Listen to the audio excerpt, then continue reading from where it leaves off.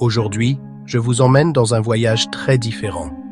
Pas dans un pays touristique, pas dans une grande ville, mais dans un endroit presque effacé du monde moderne. Une petite île perdue dans l'océan Indien, entourée de mystères, de silence et surtout d'interdictions. Une île où personne ne peut mettre les pieds. Une île qui rejette tout contact. Cet endroit, c'est North Sentinel, un des lieux les plus protégés et les plus dangereux de la planète. Ce qui impressionne immédiatement quand on parle de cette île, c'est le peuple qui y vit. Un peuple qui refuse complètement l'extérieur.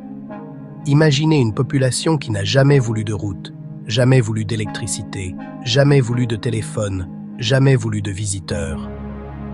Pour eux, chaque bateau qui s'approche représente une menace. Chaque drone, chaque hélicoptère, chaque avion, tout est considéré comme dangereux.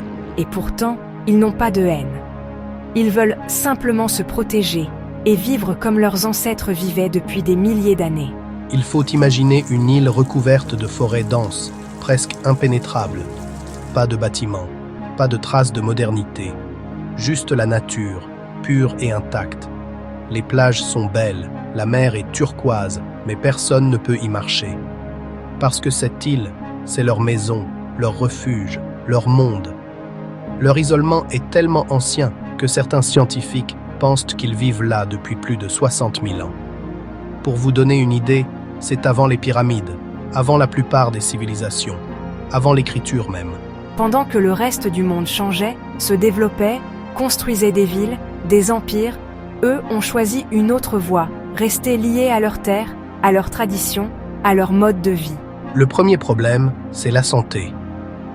Le peuple de North Sentinel n'a aucune défense immunitaire contre les maladies modernes.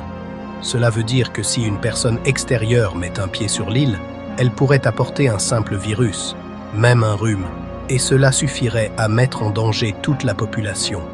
C'est l'une des raisons pour lesquelles les autorités ont interdit tout contact. Le but est de les protéger, pas de les déranger. Une des histoires les plus marquantes date de 2004, après un énorme tsunami qui avait frappé toute la région. Les autorités indiennes ont envoyé des hélicoptères pour vérifier si les habitants de North Sentinel avaient survécu. L'hélicoptère a survolé l'île lentement, sans atterrir, juste pour observer. Et qu'est-ce qu'ils ont vu? Un membre de la tribu, debout sur la plage, qui tirait des flèches vers l'hélicoptère. Ce geste voulait dire « Partez, laissez-nous tranquilles ». Ce n'était pas de la haine, mais une manière claire de protéger leur territoire. L'île attire aussi beaucoup de curieux, des aventuriers, des explorateurs, des gens qui veulent filmer ou faire du sensationnel. Mais s'approcher de cette île est strictement interdit. Le gouvernement indien a même établi une zone de sécurité autour de l'île. Personne n'a le droit de s'en approcher à moins de plusieurs kilomètres. Ceux qui tentent de le faire risquent leur vie et mettent aussi en danger la vie des habitants. Ce qui rend cette île encore plus mystérieuse, c'est que personne ne sait combien ils sont exactement. Les estimations varient entre 50 et 200 personnes, mais il est impossible de le savoir avec certitude. Leur langue aussi est un mystère total. Aucune personne extérieure ne l'a jamais comprise ou étudiée. Leur culture, leurs croyances, leurs traditions, tout reste inconnu. Et c'est peut-être mieux ainsi. Certaines choses doivent rester protégées. Imaginez leur réalité. Ils vivent de la chasse, de la pêche, de la cueillette. Ils fabriquent leurs propres outils, leurs propres armes, leurs propres abris. Ils utilisent le bois, les feuilles, les pierres et ce que la nature leur donne. Ils connaissent leur île mieux que personne.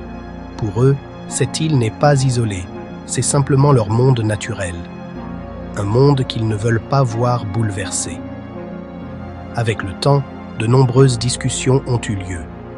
Faut-il essayer d'entrer en contact avec eux? Faut-il les laisser tranquilles? Aujourd'hui, la réponse est claire.